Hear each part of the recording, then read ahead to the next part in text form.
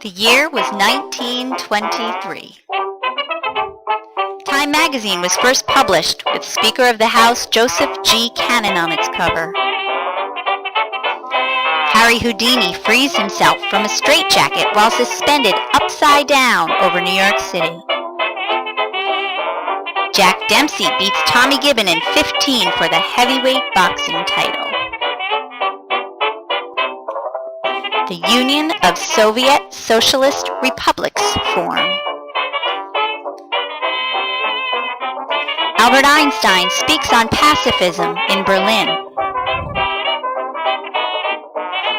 New York Yankees Lou Gehrig hits his first of historic 493 home runs. Also in baseball, New York Giants Casey Stengels hits the first home run in the old Yankee Stadium, beating the Yankees. The Disney Brothers Cartoon Studio is formed. Garrett Morgan invents and patents the first traffic signal. Cecil B. DeMille's first version of the Ten Commandments premieres. And, who can forget? The Newburgh Lions Club is established in 1923. It's hard to imagine that after a few short years of its formation, this club of some 40 businessmen were able to raise enough money to build a swimming pool for the people of Newburgh, to have Governor Roosevelt on hand for the dedication, and to sponsor Annie Delano Hitch and Helen Keller as the first two women to be inducted as honorary members of Lions International. Also in those early years, the Newburgh Lions were instrumental in the building of the Shelter House, arguably one of the most beautiful sights in the city of Newburgh, overlooking the pond in Downing Park.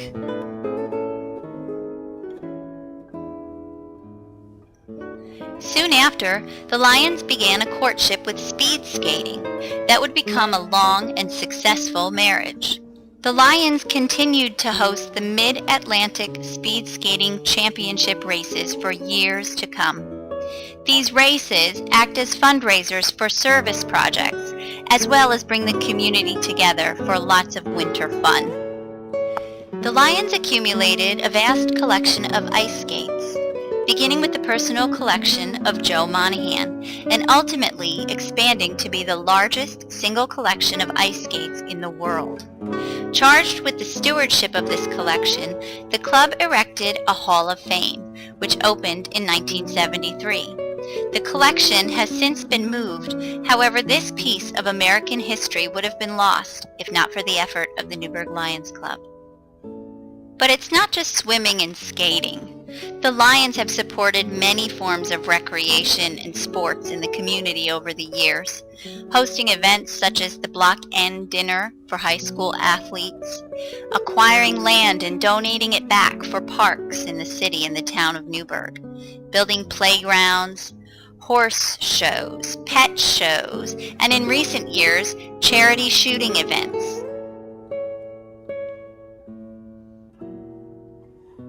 Site conservation is truly the hallmark of every Lions Club. Since the early days, the Newburgh Lions have provided free screenings to the community and have been lucky to have Drs. Myron Charlap and Dr. David Fitzgerald as members. Also in our membership is Lion Richard Campora, who has performed countless eye inoculations. Well, he could probably tell you exactly how many. Throughout the course of every school year, school nurses refer sometimes dozens of children for free eye exams and glasses. Other health screenings, such as diabetes, heart, blood pressure, blood typing and assurance programs, and diphtheria immunization programs were also offered to the community for free when needed.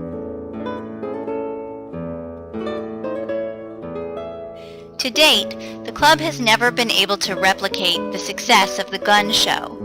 The brainchild of Lion L. Carhart, the Mid-Hudson Valley Lions Gun Show, or Lions Gun Show as it came to be known, began in 1975 and ran for over a decade.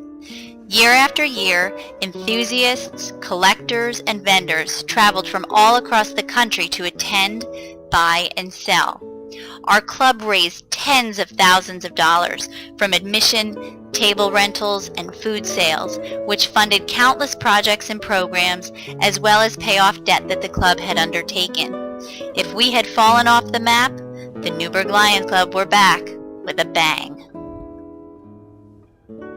Here are some of the club's other service projects throughout the years.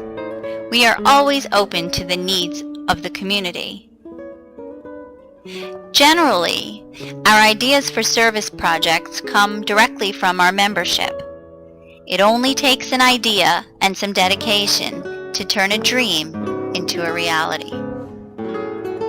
A handful of Newburgh Lions have served as past district governors. They were Dr. Robert Jameson,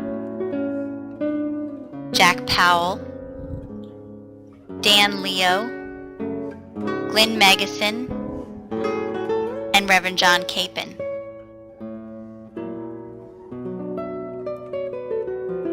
As we celebrate this occasion of 90 years of service as a club, honoring the membership that collectively has accomplished so much, among us have been 15 Melvin Jones Fellows and 12 recipients of the Robert Uplinger Award. Let's take a look now at our current 38 members and their years of service.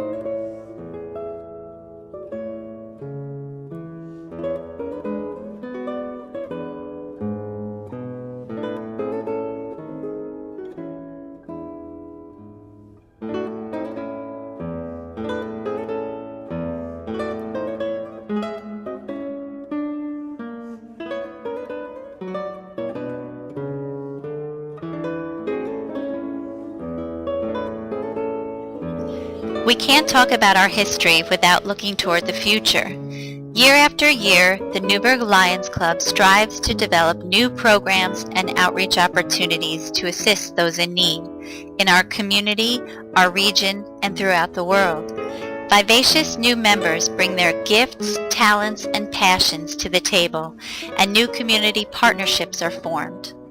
Our commitment to our community remains the same, but our approach must be dynamic in a changing world. This is why active participation is so important. The club monarchs will tell you that being a lion is not something you do for a line item on your resume. It's a way of looking at the world, a way of contributing because you feel called to serve in some way.